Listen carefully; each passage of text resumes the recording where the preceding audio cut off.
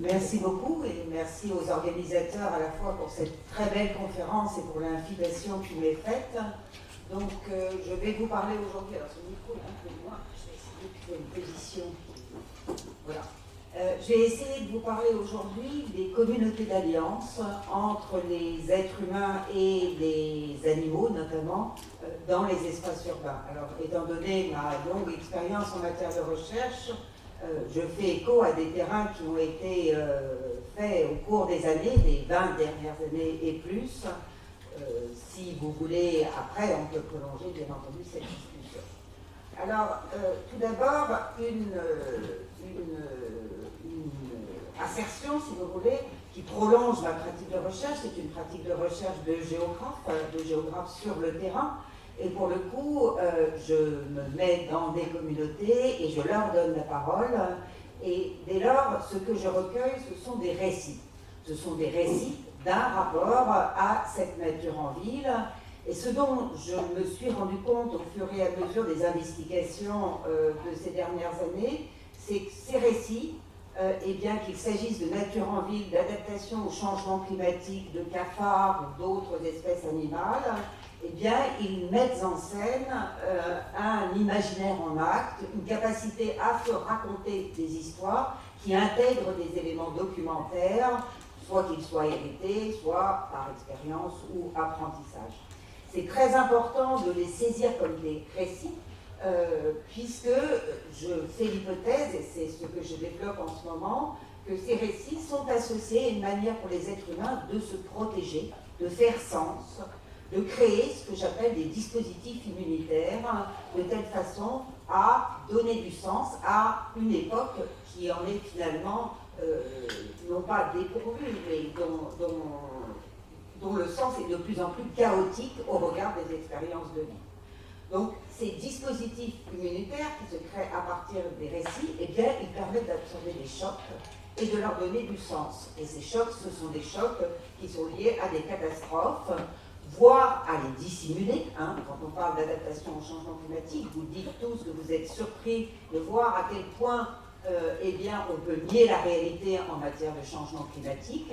Eh bien, explorez les récits qui sont faits de ce changement climatique et vous verrez de quelle manière, finalement, se tisse fictionnellement, en mêlant du documentaire, une façon de faire sens à partir de cette négation même.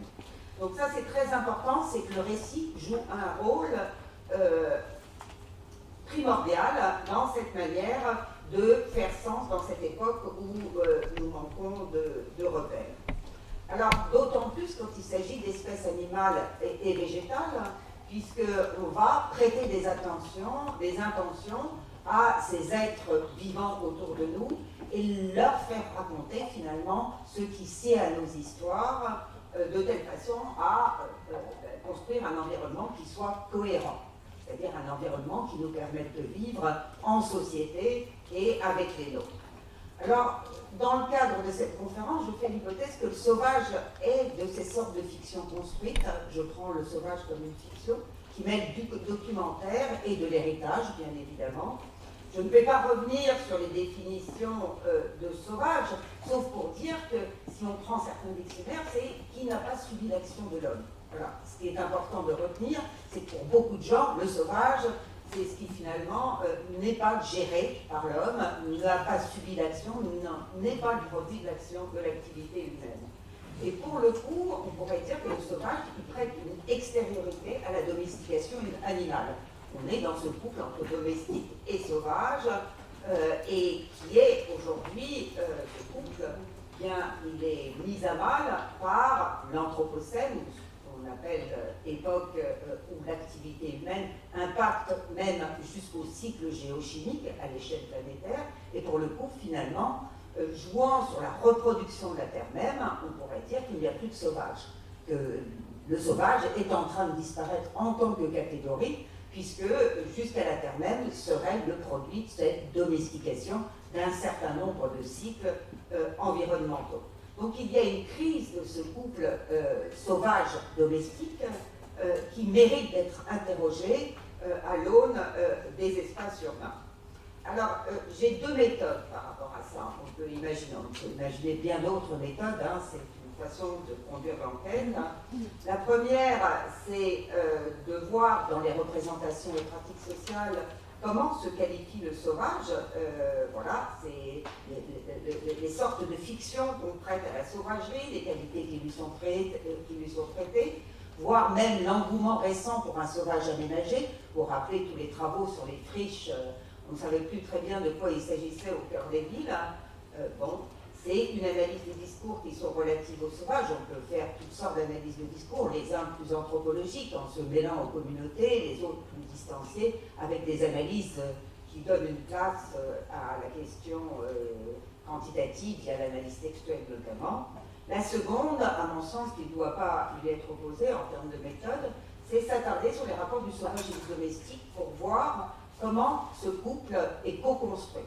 Et ça, c'est d'autant plus important que finalement, l'Anthropocène, ça met au cœur la question de jusqu'où l'être humain est-il capable d'impacter et de maîtriser les flux planétaires. Alors, et en outre, ces manières de qualifier le sauvage et les processus d'ensauvagement, qui sont, je vous dis, au cœur de récit, ça contribue à ces dispositifs humanitaires qui vont permettre de penser la résilience au futur. C'est-à-dire quand on parle de résilience, aujourd'hui, on parle de résilience en termes souvent biophysico-chimiques, voire sociétales, quand ça arrive. Je suis beaucoup dans les communautés autour de la question de la résilience. Donc, est-ce qu'une société est capable de se remettre en ordre après un choc?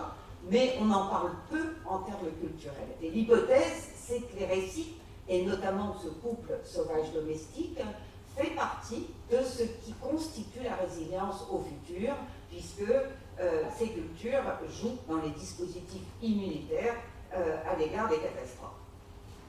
Alors l'idée, bien entendu, c'est qu'une communauté de sens dont les institutions sont solidaires dispose d'une humilité supérieure à un groupe de gens dont les règles sociales sont finalement moins codifiées. Alors, l'intérêt du sauvage par rapport à ça, c'est par rapport à cette question du domestiqué et du sauvage, c'est de construire une extériorité. Le sauvage, ça construisait une extériorité par rapport à une communauté dont les flux et les cycles de reproduction étaient globalement maîtrisés. Et le sauvage, c'est une possibilité de parler d'artificialisation, de civilisation ou encore de maîtrise et d'aménagement. Alors, ça c'est pour l'introduction. Je vais déployer, je sais que déjà la production dure plus longtemps que le reste, mais ça fait rien, ça permet d'introduire. Je vais déployer un propos en 4 temps. C'est de montrer dans un premier temps comment la catégorie du sauvage intervient dans les pratiques de représentation sociale et de voir en situation finalement au travers d'enquêtes comment ça permet de qualifier les différentes espèces. On va le voir que c'est pas si simple que ça, il n'y a pas d'un côté un bon sauvage et un mauvais domestique, que tout ça se mêle allègrement selon les personnes, les situations et les espèces concernées. Un deuxième temps, c'est de montrer que finalement et là, on revient sur la définition du sauvage, le degré de sauvagerie prêté à l'espèce en question dépend du degré de contrôle dont il est affecté. Donc il y a un lien direct entre le contrôle dont l'animal ou le végétal est affecté et la manière dont on le voit comme sauvage. Et ça joue énormément dans l'urbain. Une troisième partie, qui à ce stade de ma présentation, de toute façon je serai en 2 notes, puisque j'aurais dépassé le temps, c'est de montrer, au travers notamment de la littérature, que le sauvage est conçu comme une source de respiration, c'est la source même du vivant, et on pourrait revenir sur Valéry et sur beaucoup d'autres auteurs pour le montrer, c'est une force de configuration, d'inédit d'une certaine manière, de dire à niveau près, et alors de montrer que pour le coup, ce dispositif immunitaire, dont je parlais en introduction, s'inscrirait entre cette écriture serrée de règles sociales et une capacité de cheminer au bord du précipice, ce précipice étant le sauvage, avec les saveurs de l'inédit. Donc le sauvage a un rôle tout à fait particulier dans ce dispositif. Et nous verrons pour finir, et notamment avec les communautés qui sont très importantes au niveau des abeilles, en ville, ça c'est des communautés. Je travaille là, on a fait une enquête sur alors, il y a plus de 9000 associations environnementales en Île-de-France. On a enquêté sur près d'une centaine. Donc des gens qui travaillent avec les champignons, avec les abeilles, avec des formes variées. Et juste pour exemple, je montrerai comment les gens avec les abeilles conçoivent cette question du sauvage. Alors, du coup, voilà, on part de l'enquête. Et on peut voir, dans ce premier temps de mon exposé, que les représentations de la nature sauvage sont multiples et floues. Alors, pour une Parisienne, par exemple, et je vais faire quelques citations pour montrer la grande variété des représentations derrière. Pour cette Parisienne, pour elle, les animaux sont malheureux en ville. Et pourquoi ils sont malheureux? Parce que c'est contre nature. Donc il y a cette idée que quelque part, il y aurait une nature de l'animal qui ne lui autoriserait pas à être heureux dans l'espace urbain. Ça, c'est quelque chose de très important qu'on retrouve, et c'est directement et souvent une anthropomorphisation de la manière dont les personnes se sentent finalement bridées dans les villes. Alors, elle dit avoir été obligée de se séparer de ces animaux en venant ici. Elle dit, je cite, « Les animaux sont tellement peu à leur place », donc cette idée qu'il y a une place spécifique réservée à différentes espèces, et c'est là où la question de la géographie est à mon sens cruciale. J'ai deux exemples concrets, ajoute-t-elle, dont je vois comment ça a transformé les choses, comment ils se sont métamorphosés. C'est pas du tout naturel d'avoir des animaux en ville, ou c'est plus des animaux. C'est vrai que le chat, c'est presque un jouet, cela me gêne, c'est pas sa place, c'est pas un animal sauvage au départ, mais il était en pleine liberté, pas sauvage parce qu'il était dépendant de l'homme, mais il était toujours libre. Et donc, on voit la gradation de cette question du sauvage, c'est-à-dire qu'elle reconnaît le caractère domestique du chat. Il faut savoir, par exemple, que le chat, c'est une des 37 espèces de félins qui ont réussi à échapper à la disparition progressive de toutes les espèces de félins sur Terre. Il faut savoir qu'on s'achemine vers là. C'est donc une espèce remarquablement douée pour survivre, puisqu'elle a réussi, en devenant compagne de l'être humain, à conquérir tous les continents.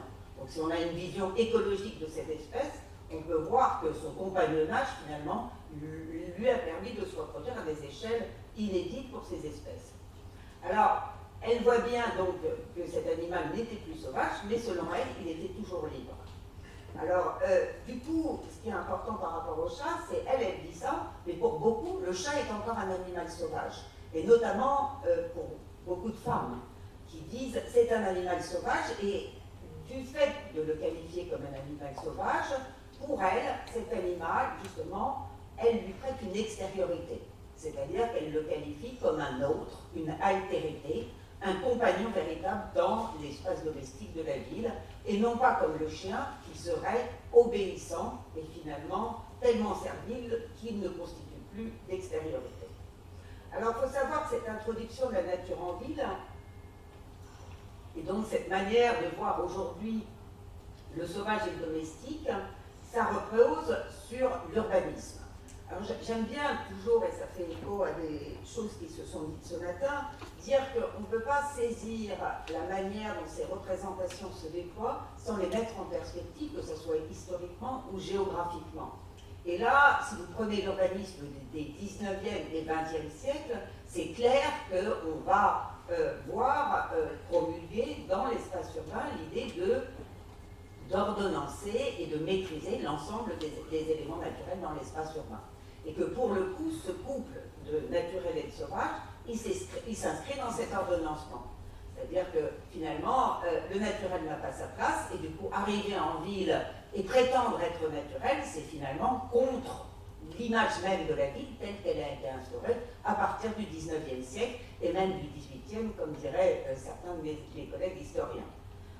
La ville, c'est un espace d'ordre, c'est un espace de maîtrise, et on ne revient pas sur ce qui a été le produit de siècles et de siècles de production urbaine sans vouloir, sans aller à l'encontre d'implicite, notamment si on travaille avec des agences d'urbanisme, par exemple, c'est tout à fait clair.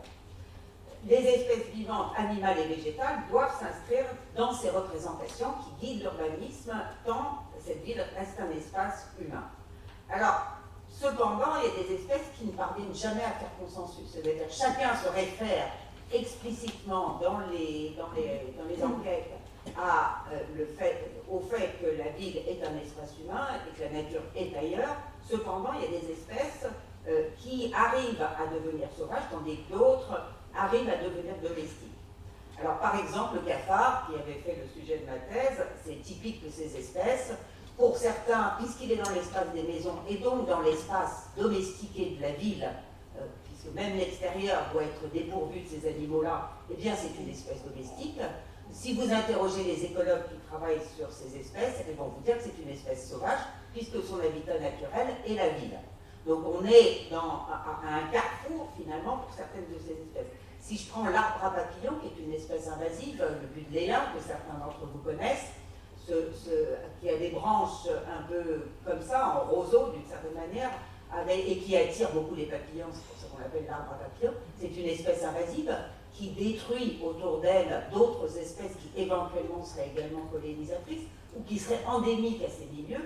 Eh bien, pour certains, c'est domestique parce que maintenant, les jardiniers des jardins ont été obligés de les laisser puisque les gens protestaient contre leur destruction dans les jardins. Donc voilà, c'est une espèce invasive, sauvage pour certains, et pour d'autres, elle est finalement marqueur des jardins publics. Alors, peut-être, et c'est là l'hypothèse, hors des lieux où les animaux sont, et les espèces végétales d'ailleurs, sont habituellement représentées, ils perdent de leur nature, ils sont dénaturés, et certaines personnes utilisent le mot de mutant pour qualifier ces espèces-là. La question de la mutation est vraiment au cœur, et je vous invite à vous plonger là-dessus, parce que par exemple, on est en train d'analyser, pour les chats, et dernièrement il y a d'autres mutations, on remarque que les espèces qui s'acclimatent en ville mutent véritablement jusqu'au plan génétique. Donc il y a des espèces urbaines qui se créent avec leur écologie et leur biologie tout à fait spécifique. Il y a beaucoup de travaux, par exemple, sur l'adaptation des oiseaux, mais c'est vrai aussi de nombreuses espèces d'insectes qui s'acclimatent dans la ville. Et c'est plus facile à observer parce que les générations sont très courtes pour les insectes, bien plus que pour les mammifères. Donc on arrive à voir de quelle manière, effectivement, ils sont mutants. De là à les traiter de dénaturés, on franchit l'espace entre le constat, on pourrait dire, scientifique et la manière de qualifier ces mutations. Pour le coup, ils perdent de leur nature et ils se chargent de signification sociale, c'est-à-dire que cette mutation, elle est qualifiée de vilaine manière, si j'ose dire, la mutation est forcément dégradante.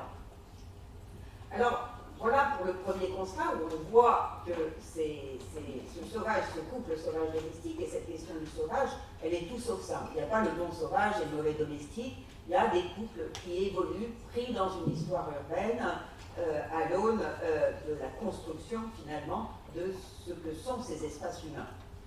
Alors, en deuxième partie, je voudrais montrer que le sauvage est mesuré au degré de gestion dont il est l'objet. On a vu que la ville transforme la nature sauvage. Un enquêté le dit, les bêtes sauvages ne sont plus sauvages au contact avec l'homme, mais se sont apprivoisées. Donc il y a un passage qui est lié à la fréquentation des êtres humains. Même si l'animal sauvage, dans une gradation, paraît plus nature. L'animal de la rue est plus nature, par exemple, que l'animal des espaces intérieurs. Il faut savoir que les biomes intérieurs, aujourd'hui, ce qu'on appelle les biomes intérieurs, c'est-à-dire les espaces intérieurs de vie, donc ça inclut les parkings, les égouts, ce que vous voulez, sont supérieurs aux espaces extérieurs. Il faut savoir qu'on a créé des écologies tout à fait spécifiques où des espèces animales se créent, c'est ces biomes intérieurs. Ça, c'est spécifiquement, il y a très peu de travaux là-dessus, sur les biomes intérieurs, mais si on veut s'attaquer à la question du sauvage à l'époque de l'Anthropocène, si tant est que je crois à ce terme, les biomes intérieurs devraient être un des objets de l'investigation. Et vous, tout ce que vous voulez, vous y allez, il y a de la place. Alors, cette personne dit, l'animal de la rue est une nature, parce qu'elle est dehors. Par exemple, l'autre jour, j'ai fait des trappages, j'ai vraiment vu des animaux. Il y a des gens qui trappent jusque dans les villes. Vous pouvez le voir, il y a des documentaires sur Arte en ce moment tout à fait intéressants. Je sais que chez moi, il y a un dominant, mais il ne domine pas grand-chose par rapport à ce que j'ai vu sur le terrain, parce que moi, je suis là, j'interviens. Donc, il y a cette idée que l'être humain modifie finalement l'ordonnancement social, entre guillemets, de ces groupes d'animaux, puisqu'ils constituent une présence tout à fait dominante. Alors, voilà. Il y a le fait que l'animal n'est pas à sa place en ville, fait qu'il est dénaturé, qu'il s'humanise, qu'il s'urbanise, et qu'ils ne sont pour le coup plus aussi agréables à regarder ou assez agréables, aussi agréables qu'ils le sont dans la nature. Cette personne dit, la nature a fait naître les animaux à un endroit, elle fait bien les choses. Donc encore une fois, cette idée qu'il y a des endroits pour les choses. L'idée de la ville renvoie à l'artifice au point que les espèces vivantes, animales et végétales, ne conservent point, dans les représentations en tout cas, leur qualité de nature. Ça, c'est une question difficile, ce qui pose une autre question. Quand on voit par exemple cette image, hein, c'est Aubervilliers, une zone difficile, ou une zone difficile en termes social, c'est-à-dire avec voilà, de l'habitat social. Ils sont en train d'essayer de réintroduire la nature sauvage. Voilà, ça c'est un aménagement de laisser-faire écologique. Vous imaginez la manière dont les habitants prennent ça et à quoi ça leur renvoie par rapport à leur représentation d'habiter cet endroit. C'est-à-dire qu'eux, ils ne le prennent pas pour un aménagement écologique. Ils disent on nous laisse tomber, on nous a mis en train des routes. Voilà, c'est pour ça que cette question du sauvage en ville, elle pose toutes ces questions. Alors, après, il y a la différence entre l'animal et le végétal. Parce qu'il y a une gradation du plus ou moins nature, il y a une gradation du plus ou moins sauvage, selon la pratique de contrôle qui est appliquée aux espèces. Parfois, dans les parcs, eh bien, on a l'impression qu'en dépit du fait que les gens savent que les espèces en question aient été produites, donc qui sont directement le produit, y compris génétique, parce que maintenant on fait du chêne peuplier, par exemple, ou d'hybridation, parce que ça résiste mieux à la pollution, etc. Eh bien, les gens qualifient ça, ces espèces végétales, quand même de nature. Alors que ce n'est pas vrai de l'animal. Il semblerait que la vie dénature plus l'animal que le végétal. Et ça, c'est quelque chose à, encore une fois, vérifier, sachant que c'est la question de l'artifice qui est toujours l'artifice et l'artificialisation, la variable majeure. Donc, moi, je pose la question, eu égard au thème du colloque, à quelles conditions la nature sauvage peut-elle exister dans l'espace urbain? C'est finalement, quand on qualifie un espace de sauvage, à quelles conditions peut-on qualifier cette espèce, cet espace de sauvage dans l'espace urbain? Est-ce que c'est une petite ville, une grande ville, une métropole? Est-ce que c'est en cœur de ville, à sa périphérie? Est-ce que les gens qui habitent autour sont de quelle classe sociale? Encore une fois, il s'agit de politique. Je fais référence à ce que Bénédicte Meillon a dit ce matin. Je pense qu'il faut inclure la dimension politique dans nos travaux, c'est-à-dire qu'il n'y a pas une nature en tant que telle, et il y a une nature portée par des gens, des espaces dans des catégories sociales avec un passé, une histoire, un futur éventuel. Donc ça, je pense que c'est très important aujourd'hui. Un tel travail a été éventuellement fait sur l'Anthropocène, je pense qu'on doit le faire en éco-critique également. Les personnages littéraires sont issus de certaines classes sociales également, et ceux dont on fait l'écho n'ont pas les mêmes histoires. Alors, par exemple, on peut se demander si la friche urbaine, qualifiée souvent d'espace sauvage, le restera-t-elle si elle contribue à l'ordre urbain? Moi, personnellement, si vous voulez, travaillant sur l'urbanisme depuis au moins le XVIIIe siècle, la friche, maintenant, fait partie du vocabulaire de la ville. Donc, à ce titre, en tant que vocabulaire de la construction de l'espace urbain, je ne peux pas croire que ça relève du sauvage. Ou en tout cas, ça contredirait certaines définitions du sauvage telles qu'il est posé dans les dictionnaires. Donc, je ne sais pas de quoi on parle.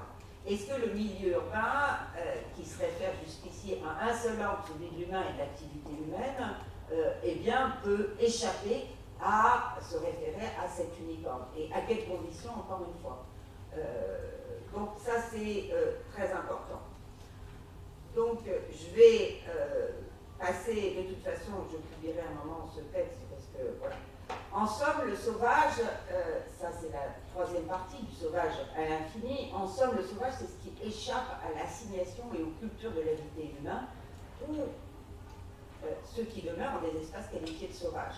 C'est-à-dire que, par exemple, en Amazonie, on peut voir qu'il y a des espèces qui sont qualifiées de sauvages, parce qu'elles sont dans cet espace qui est gigantesquement labellisé comme étant un espace du sauvage en dépit du fait que les Indiens ont cultivé en agroforesterie ces espaces depuis très longtemps. Donc encore une fois des jeux de miroir dans la qualification du sauvage. Je pense qu'il y a au moins deux dynamiques de production sauvage. D'un côté est sauvage ceux qui éludent les conventions d'habiter et se comportent en rupture avec l'ordre établi. Donc encore une fois la question de l'extériorité par rapport aux espaces domestiqués. De l'autre est sauvage ceux qui échappent à l'artificialisation symbolique, à condition de demeurer dans des espaces prédéterminés par opposition à des espaces domestiqués. Le sauvage, c'est dans des espaces spécifiques. Par exemple, des blaireaux, des cafards, des ragondins, des espèces qu'on pourrait qualifier de sauvages, et qui sont qualifiées de sauvages par nos collègues écologues, dans les esprits en tout cas, eh bien, elles se sont artificialisées symboliquement, du fait de rechercher la présence humaine ou éventuellement de venir vivre dans les villes, et du coup, elles sont passées dans la catégorie des nuisibles. Et souvent, la catégorie des nuisibles, elle n'est ni sauvage, ni domestique. Alors, et j'irais un pas plus loin en disant que, à mon sens, l'idée que le sauvage puisse contribuer à réenchanter la nature en milieu urbain représente une essentialisation de la catégorie du sauvage. Il est assez problématique dans le fond. Hors de son rôle en société, vis-à-vis notamment de l'idée de domestication. Donc je pense qu'il faut élargir l'enquête et faire jouer ces catégories dans ce qu'elles ont de contradictoire selon les espaces et les personnes. Alors, parce que, encore une fois, je pense que l'idée de friche correspond à une domestication du sauvage, d'une certaine manière, ou une appropriation urbaine du sauvage. Est-ce qu'il s'agit de produire des paysages sauvages comme on produit du paysage agricole? Je pense que c'est ça dont il est question aujourd'hui. On produit des réserves du sauvage. Alors, et du coup, on voit bien que il y a une déconstruction du sauvage qui est en cours. Une déconstruction du sauvage qui pose la question du devenir de ces catégories, le sauvage étant l'autre du soi, qui est au fondement notamment du naturalisme, et de bien d'autres processus qui permettent de construire une identité, une appartenance à un groupe social. Je vous renvoie aux travaux de Marie Douglas, l'anthropologue de la pureté, qui montre à quel point on construit un espace de la pureté et les sauvages sont exclus de cet espace, puisque ça permet de marquer l'unité du groupe social considéré. Le sauvage est l'autre du domestiqué, du civilisé, aujourd'hui éventuellement pensé comme une source de renouveau pour nos sociétés.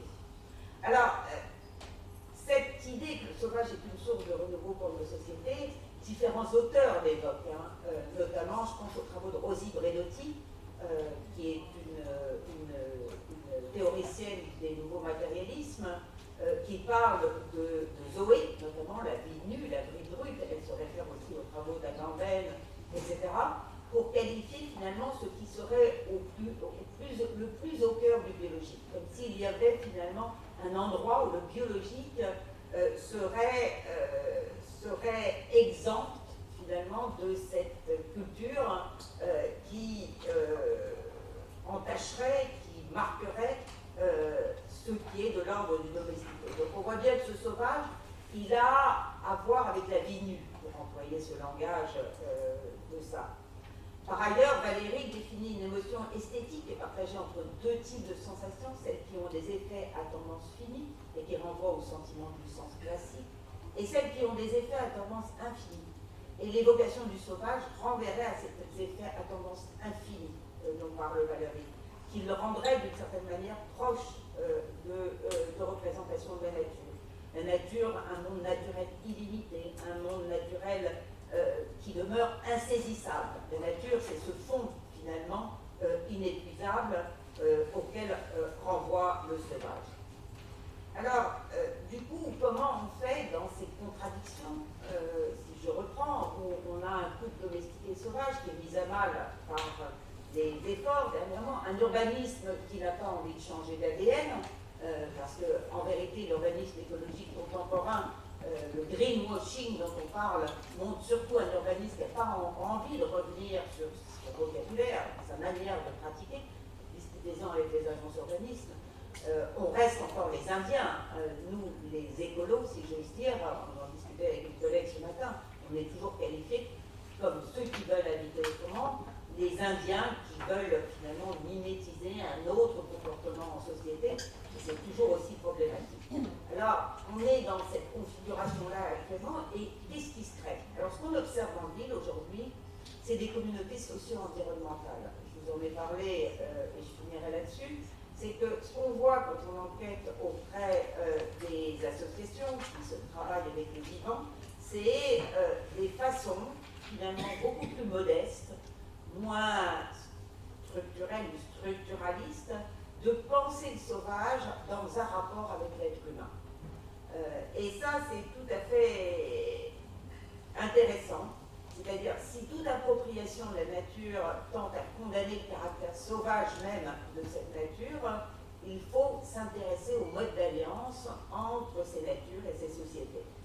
Il faut examiner la manière dont des éléments de nature qui sont jusqu'ici qualifiés de sauvages permettent aux communautés humaines d'engendrer de nouvelles dynamiques socio-naturelles et de se coproduire comme étant à la fois de l'ordre du sauvage et artificiel.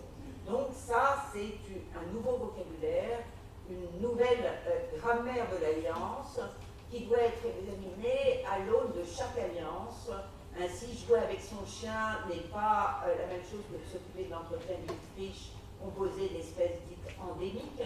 Je pense au jardin naturel que l'on trouve maintenant dans beaucoup d'espaces urbains, ou encore nourrir ses poissons rouges, ou s'intéresser aux dynamiques des espèces spontanées en ville, qu'est-ce qu'on leur prête de sauvage, ou prêter attention aux écologies spécifiques, et ça c'est toujours conseillé.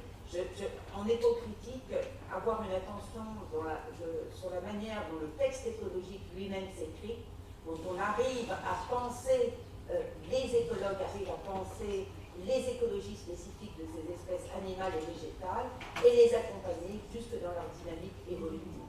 Vous savez bien, par exemple, que les oiseaux, eh bien, ont déplacé l'heure de leur chant pour pouvoir parler en ville, pour pouvoir discuter, parler, je ne sais pas quoi, échanger, on va dire. Échanger en ville, ils ont déplacé également leur tonalité. Donc on sait ça, ces espèces évoluent, et ça, il faut être jusque-là. Ces espèces ont une dynamique qui mettent en exergue non seulement la capacité évolutive des espèces en question, pour voir finalement, je pense que vous savez peut-être, il y a des espèces généralistes et des espèces spécifiques. Les espèces généralistes, c'est celles qui ont une capacité d'adaptation à une large large éventail de niches écologiques. Nous sommes une espèce généraliste. Le cafard est une espèce généraliste, le pigeon également. En fait, les espèces généralistes, c'est celles qu'on trouve dans le cœur des villes et qu'on verra, que ce soit à Bangkok ou à Paris. Donc ça, c'est les espèces qu'on retrouve. Les espèces spécifiques, c'est celles qui ont besoin d'habitats spécifiques. C'est celles qui, pour le coup, ont le plus de chances de disparaître dans les années à venir. Eh bien, dans un cas comme dans l'autre, ces communautés d'alliance entre du domestique, de l'humain et du sauvage, ça fait appel aux compétences de ces espèces, à leur niche écologique, mais aussi aux compétences des êtres humains, c'est-à-dire leur capacité à se mettre, à écouter ou à accompagner ces dynamiques écologiques. Je parle de l'apprentissage de l'agriculture, du jardinage, de la météo, enfin il y a toutes sortes finalement de formes d'alliance et de la production de ces liens de solidarité. Alors, une façon de valoriser cette coproduction des environnements quotidiens et ordinaires est d'admettre, alors, et là je me réfère aux chercheurs en biosémiotique, qui est un courant que je suis depuis un moment, que la nature est faite de signes, d'interprétation et de signification, que l'on parle au-delà du logocentrisme, bien évidemment, et qu'il faut accroître nos connaissances, à nous qui sommes familiers avec les signes, avec toutes sortes de vocabulaire, y compris chimique, y compris biologique, et de voir ce que veut dire être familier d'une littérature qui soit chimique ou d'une symbologie qui soit biologique, physique, de telle façon à comprendre aussi la manière dont ce monde biologique échange entre eux et construisent des dispositifs immunitaires. Alors, ce qui est intéressant pour ça, c'est de voir que ces communautés d'alliance, ces petites associations, ils sont passionnés par leur travail avec le vivant. Ils en parlent pendant des heures et eux, ils ont appris à écouter parce que ça fait partie de leur dédication, de leurs engagements, que ce soit les abeilles, les champignons, etc. Et du coup, vous pouvez aussi apprendre à les écouter et leurs récits qui donnent sens à ce qui se passe en termes d'adaptation au changement climatique, mais aussi à la manière dont ces communautés peuvent résister en cas de choc, en cas de choc au futur. Je vais juste dire cette dernière citation avant de conclure. C'est un responsable d'association à Ivry-sur-Seine, commune au sud de Paris, qui est défavorisée et très urbanisée. Il dit, il est apiculteur, il faut savoir que l'on travaille avec des animaux sauvages, donc il reconnaît le caractère sauvage de ces animaux, qu'ils ne nous connaissent pas. Donc l'idée qu'on n'est pas dans un processus d'échange gentil où l'animal reconnaîtrait l'humain et qu'on se rembrasserait et que voilà, que tout irait bien, on ne les connaît pas. Donc là, la personne admet que voilà, on s'arrange entre nous, mais il n'y a pas de processus d'interconnaissance. Et quand ils ont décidé, là c'est des abeilles dont ils parlent, voilà. Quand ils ont décidé de faire ça, nous, on ne peut que les accompagner pour qu'ils le fassent dans de bonnes conditions. C'est donc reconnaître finalement que la seule chose qui est faisable pour quelqu'un qui est apiculteur, c'est d'essayer d'accompagner les abeilles au mieux, et pour cela de faire en sorte que tous les jardiniers d'Ivry-sur-Seine plantent des espèces mellifères. Ça, c'est une des conditions. Voilà. Pour conclure, je dirais que cette évolution du rapport au sauvage animal et végétal en ville, elle rencontre une transformation plus globale de nos référentiels qu'il faut prendre en compte. Il n'y a pas de gentil sauvage, encore une fois, et de mauvais domestique. La chose est beaucoup plus complexe que ça. Et de toute façon, on ne va pas revenir en arrière par rapport à ça, puisque on peut dire que le paradigme occidental de l'urbain, de la ville même, est essentiellement centré sur l'idée de filtre. Ça, dans les anciens travaux, c'est quelque chose que j'avais développé. On pense que nos maisons sont les filtres, mais en réalité, c'est la ville elle-même qui peut être pensée comme un filtre, puisqu'on autorise certaines espèces et pas d'autres. Personne n'autorisera le cafard à habiter largement dans les villes, enfin, ça pose d'autres problèmes. Ça dépend des espèces, ça dépend des villes, ça dépend des géographies. Donc la matérialité de la ville constitue une capsule technique, on peut dire, parfaitement adaptée aux besoins des êtres humains. C'est une capsule technique qu'il nous faut entretenir collectivement. C'est une surcoquille, on pourrait dire aussi, un mode d'accouplement à des objets techniques qui nous permettent de penser ce rapport à la nature. Alors, il y a une chose sur laquelle on peut s'interroger, c'est sur le désir d'entre-soi des êtres urbains. Ça, c'est quelque chose qui... pourquoi ce désir d'entre-soi? Il y a des civilisations où il y avait des civilisations où on vivait plus facilement avec des cochons, ou même, je reprends les textes de Victor Hugo au XIXe siècle, qui dénonce la manière dont les pauvres vivent avec les animaux. C'était une façon de mal vivre ou de vivre mal proprement. Donc il y a quelque chose comme un désir d'entre-soi propre. Vous savez, j'ai une anecdote, j'ai acheté une maison, je voulais laisser tout en friche, et le code rural oblige à entretenir à ras tous les terrains. On n'a pas le droit de laisser du sauvage dans ces terrains, même si on est propriétaire. Donc ça va se loger loin, si vous voulez, ce désir d'entre-soi, et du coup de réduire toute forme de sauvage dans la ville notamment, en tout cas dans les espaces domestiques. Alors, c'est vrai qu'on introduit certains espaces comme les friches, comme le butéa, mais à quelles conditions arrive-t-il à aller au-delà de ce filtre? Qu'est-ce que ça veut dire? Voilà. Je dirais aussi qu'il faut travailler sur les questions d'échelle, se décentrer, certes, à quelles conditions et à partir de quelles espèces.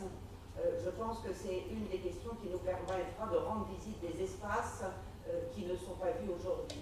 Comme je le disais, on avait fait un appel à écrivains au musée de la chasse pour les animaux du futur. Il ne s'agit plus de penser le lion ou ces animaux qui auront disparu, mais de penser le cafard comme notre futur ou le rat, et de voir qu'est-ce que ça fait de reconfigurer symboliquement notre panthéon du courage à partir du cafard, puisque les animaux sont symboliquement souvent liés à des formes de vertu, et du coup, voilà, on est obligé de réinventer ça. Pensons-nous aussi, et pour finir, sur la manière dont, en Asie, en particulier au Japon, par exemple, la fête des lucioles, ou la place accordée aux insectes, donne d'autres formes de symbolisation, d'autres formes de regard sur d'autres types d'espaces urbains. Je vous remercie et merci pour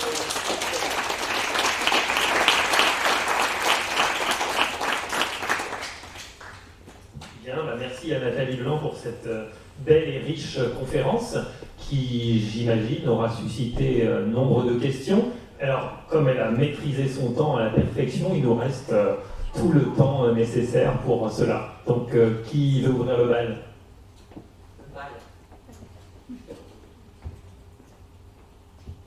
Oui.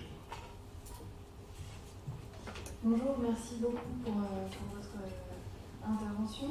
Ma question porte sur ce que vous avez évoqué à propos du réapprentissage de signes chimiques, matériels entre les espèces.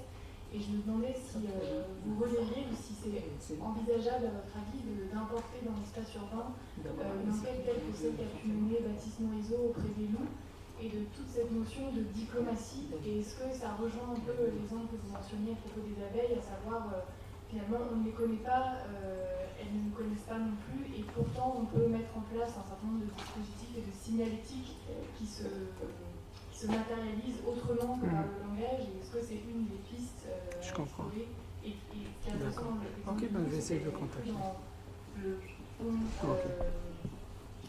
Le bon sauvage et le mauvais domestique, mais dans une perception sociale d'un mauvais sauvage par rapport à un domestique rassurant. Donc il y a un renversement là-dessus, je regarderai. Parce que comme je suis étranger par rapport à l'établissement, donc j'ai préféré m'adresser à quelqu'un. Voilà. En fait, il faut penser la question bien jusqu'au bout. Parce que l'abeille domestique, qui est introduite dans les villes, est en vérité ce qu'il appelle sauvage, ce monsieur, c'est une abeille domestique, qui est qualifiée de domestique par les écologistes, les écologues, et qui pour le coup a tendance à prendre la place de l'abeille sauvage. Donc en vérité, maintenant, au niveau de l'Agence française de la biodiversité, ce mouvement pour l'apiculture a tendance à poser problème. On a réintroduit dans les villes des millions d'abeilles, des millions d'abeilles selon les villes, et même ça, là, on se trouve avec quelque chose qui nous pose problème, collectivement, en termes d'écologie. Encore une fois, je pense qu'à chaque fois, il faut restituer dans quel contexte. C'est pour ça que j'invite à bien situer par rapport à ça l'espèce, son écologie, parler, de voir de quoi il s'agit exactement. Après, une enquête de ce type-là, par exemple sur les abeilles, à Aubervilliers, ça serait intéressant, il y a plus d'1 million d'abeilles, des ruches qui ont été placées grâce à un artiste notamment sur plein de lieux publics, avec des problèmes de cohabitation avec ces animaux. Bon, ça pour les abeilles, c'est tout à fait pensable. Pour des espèces plus grandes, c'est-à-dire de la taille, alors je ne parle même pas d'un loup, mais je parle même à la taille d'un renard, on se trouve sur des problèmes de cohabitation beaucoup plus sévères qu'avec le loup. Surtout dans des villes aussi urbanisées, enfin aussi denses que Paris, par exemple. On avait fait, dans l'enquête Trame verte, un travail sur les animaux qui avait été publié aux États-Unis d'ailleurs, sur la place des animaux, et de nous, on avait fait Strasbourg, Paris, Marseille, et de voir selon la culture urbaine de chacune de ces grandes villes, quelle place était-on prêt à accorder à l'animal. Et en fait, c'est vrai qu'on n'a pas les mêmes cultures à Paris, à Strasbourg et à Marseille. À Paris, l'idée de devoir céder de la place aux animaux est problématique. On est sur une ville extrêmement dense. L'idée que l'animal doit être à sa place, c'est-à-dire dans les eaux ou vers certaines réserves, alors qu'à Strasbourg, on n'a pas du tout la même configuration. À Strasbourg, les gens sont prêts à se retrouver face à des animaux et faire attention à mettre en place tous ces dispositifs. À Marseille, c'est encore autre chose, on renvoie une autre culture. Donc à chaque fois, encore une fois, on est sur des contextes, on est dans des contextes. Mais ça serait intéressant de montrer ces contextes et leur variété, justement.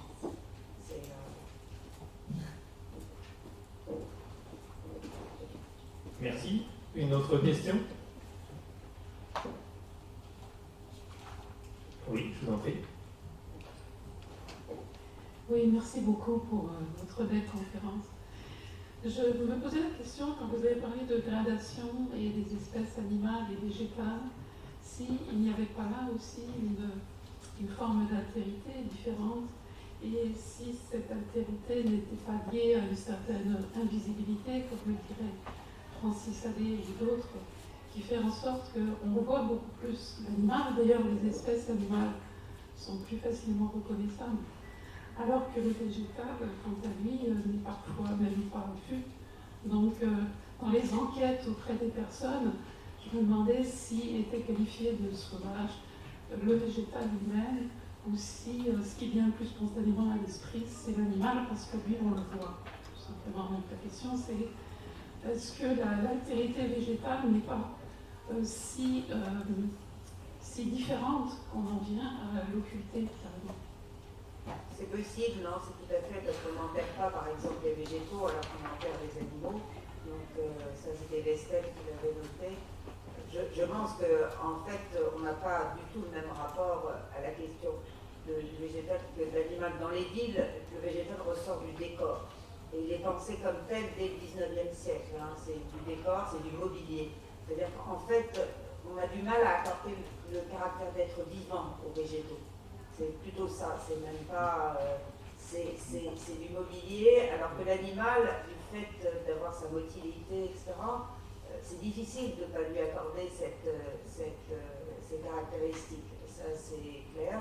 En outre, l'animal déclenche des fantasmes très nombreux, en fait, et des comportements qui sont très étonnants parfois.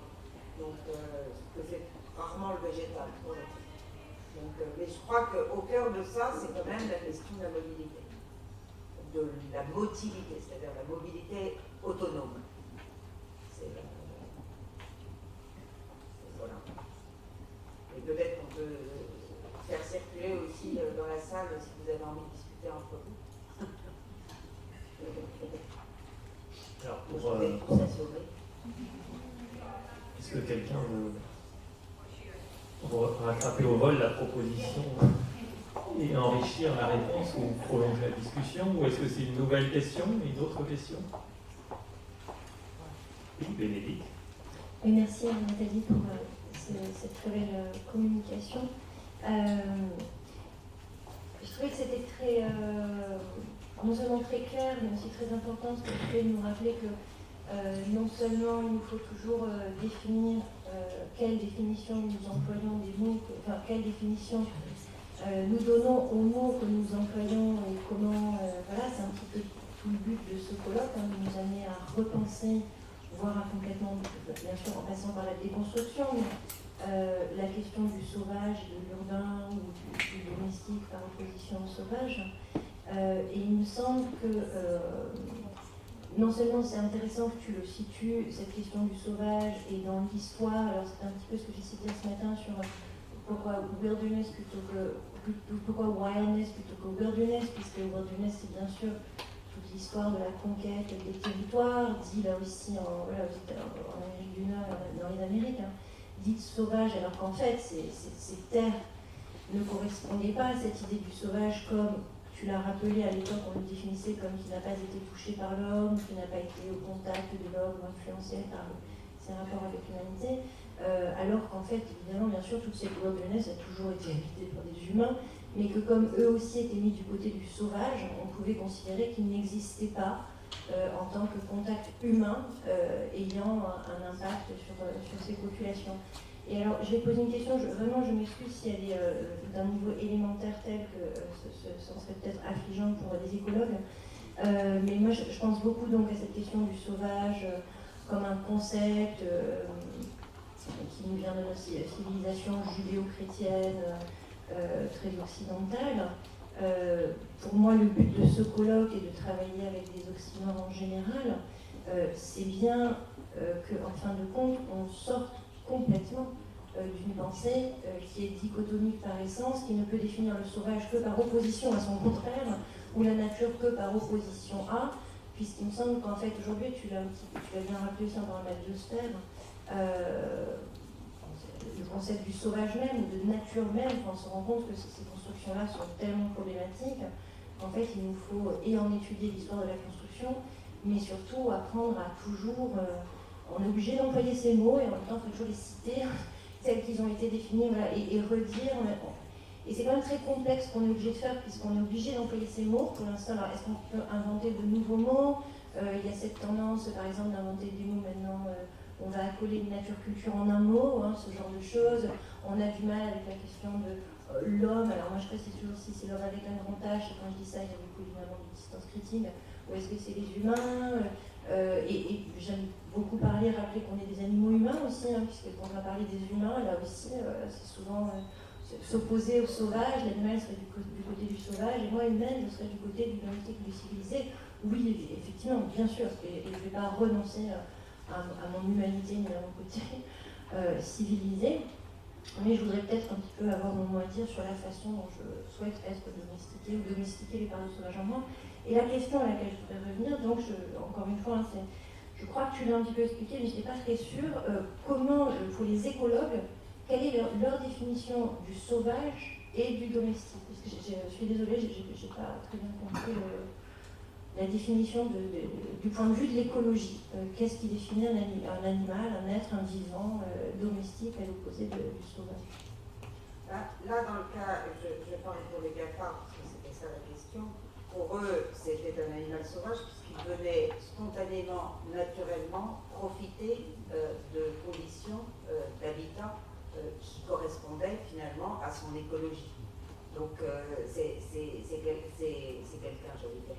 C'est un animal qui a été introduit, si vous voulez, mais de manière passive. La plupart du temps, c'est-à-dire sans que les êtres humains en aient forcément confiance, ou en tout cas le veulent, le désirent, et du coup, il est venu s'installer dans les villes parce que ça correspond à sa nature, si j'ose dire. Et donc, pour eux, c'est un animal sauvage dans la mesure où il n'est pas le produit directement dans son installation des espaces urbains de l'activité humaine. Après, ça aussi, ça peut se discuter. En fait, c'est une façon de... Parce que là, pour le budgétaire est une espèce sauvage, puisqu'elle vient de manière invasive profiter de ces espaces urbains. Et qu'elle n'est pas introduite par les êtres humains également. Donc c'est un peu là où se trouve pour eux le carrefour. C'est-à-dire que ça n'a rien à voir avec Domus, ça a à voir avec l'idée d'être dans des espaces particuliers, et ça a à voir avec le processus d'installation et de reproduction. Et pour le coup, c'est vrai qu'on ne maîtrise pas, sinon de manière négative, le processus de reproduction du cafard. Donc d'une manière négative, c'est pas parce qu'on veut l'exterminer. Mais sinon, c'est pas quelque chose sur lequel on veille. Et c'est vrai qu'il y a peu d'insectes dont on maîtrise les processus de reproduction. On parlait avec une collègue tout à l'heure d'insectopédia qui rencontre la manière dont on maîtrise les processus par rapport au ver à soie. Enfin, c'est rare sur les insectes. Il y a peu d'insectes pour lesquels c'est le cas, et notamment dans nos civilisations, les civilisations occidentales.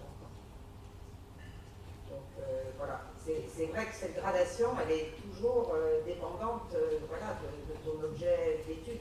Et donc pour les écologues, l'espèce domestique serait l'espèce qui n'a pas choisi son habitat, qui n'est pas venu par lui-même, mais qui habite dans cet habitat parce que les humains l'y ont amené contre ce qui lui serait venu naturellement. C'était ça. Là, par exemple, le chat, c'est pas son habitat naturel, mais après il y en a qui sont marrons. Deviennent de domestiques, deviennent sauvages. C'est ça, les animaux marrons. De marane. On les appelle les marrons aussi. Mais ça, c'est des animaux, par exemple, le livre Les animaux et la ville, que j'avais écrit dans les années 2000, pour mes collègues écologues, à part le cafard, je n'abordais que des espèces domestiques. Donc, voilà, toute cette gradation-là et je ne dis pas que c'est eux qui ont raison, enfin, la question ne se pose pas comme ça en tout cas. Et je dis simplement qu'il faut être vigilant par rapport au déplacement successif de ces catégories. Merci beaucoup. Je pense que les deux interventions, la tienne Bénédicte et la tienne Nathalie, ce qui m'a beaucoup intéressée, c'est que tu partais de la question du récit, et de la mise en récit, et des mises en récit contextuelles, selon que ce sont les écologues qui parlent, les membres d'associations, à quel genre on va avoir affaire, des traités, des essais, des témoignages, des enquêtes, etc. Je crois donc qu'on produit énormément de récits et de verbes autour des questions qui nous occupent. Et Bénédicte a bien. Voilà, ta question, elle renvoie aussi à la question du mot et de comment on nomme les choses. Et du coup, c'est là que la littérature, me semble-t-il, intervient de façon cruciale, parce que son job, je dirais, c'est vraiment d'aller, même sans se le formuler comme tel, hein, parce que ce n'est pas les récits à thèse ou les romans à thèse qui sont les plus porteurs en termes d'écologie ou de réflexion sur le déplacement des catégorisations sauvages, domestiques, humains, non humains, etc. Il me semble que c'est là qu'on va trouver vraiment de quoi alimenter notre idée que nous sommes traversés par le langage, que la nature elle est traversée par le langage, et pas seulement traversée par le langage humain, mais traversée, comme tu l'as dit, tu as parlé des significations biologiques, chimiques, on pourra ajouter éthologiques, etc., des bêtes et des végétaux, et aussi des minéraux. Et il me semble que voilà, les récits qui sont produits par la littérature peuvent nous permettre de repenser autrement sans créer forcément d'ailleurs des néologismes ou des choses comme ça, et en construisant des catégories. Voilà, c'était juste ce que j'avais à dire.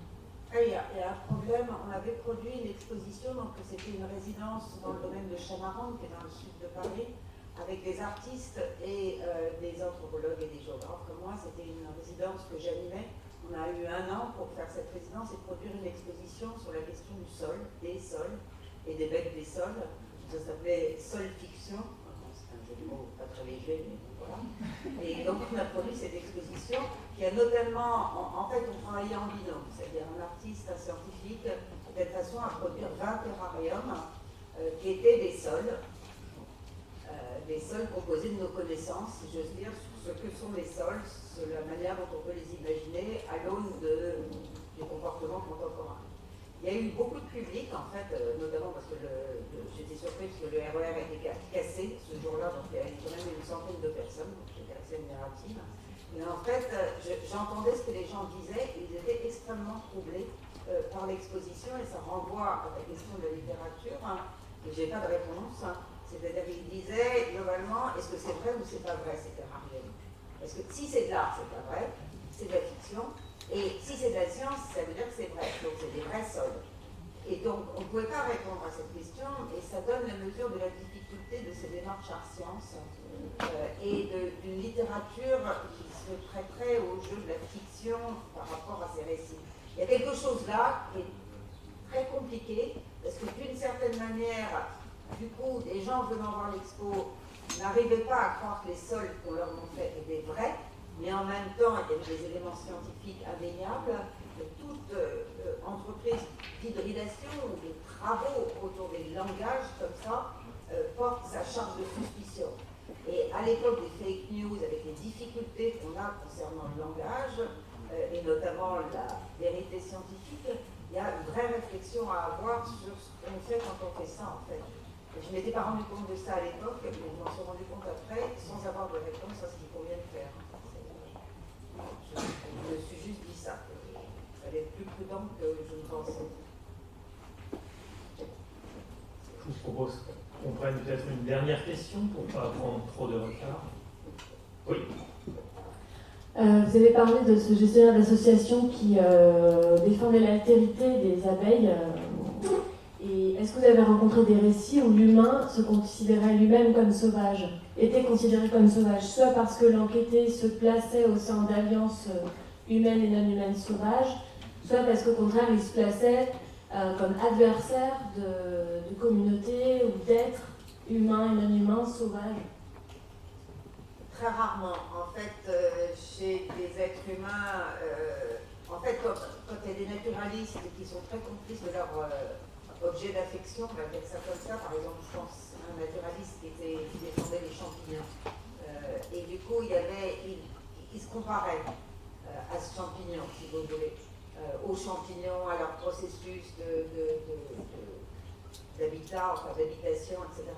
Mais sinon, non, sinon c'est très rare. C'est vraiment très rare que les gens, d'une certaine manière, en fait, le sauvage, c'est vraiment l'altérité. C'est-à-dire, rarement les gens disent je suis sauvage comme cet animal, ou c'est toujours l'autre. Mais peut-être qu'il faudrait enquêter dans d'autres milieux. Encore une fois, moi, c'est l'Occident. Je pense que si on enquêtait en Afrique, en Inde, par exemple, il y a des tas d'autres choses. Hein. Donc voilà, j'ai appris dernièrement qu'ils voulaient en Inde mettre les vaches dans des prisons pour essayer de travailler à se lier à la vache jusque dans les prisons parce qu'ils pensaient que c'était une source de comportement moral. C'est l'éthique de la vache. Enfin, du coup, ce que je dis, c'est que ces formes d'alliance, elles peuvent être très élastiques et variées, donc la manière de se penser comme sauvage. Bien, merci à toutes et à tous pour vos questions. Merci à Nathalie Blanc à nouveau pour sa conférence.